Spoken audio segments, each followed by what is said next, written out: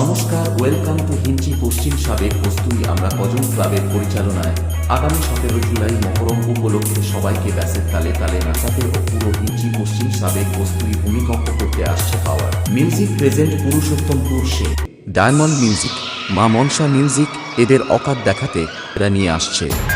সাবধান বন্ধুরা, পুরুষোত্তমপুর থেকে পাওয়ার মিউজিক যখন স্পিকার চেক করছে তখন আপনাদের তো কষ্ট যন্ত্রণা সহ্য করতেই হবে।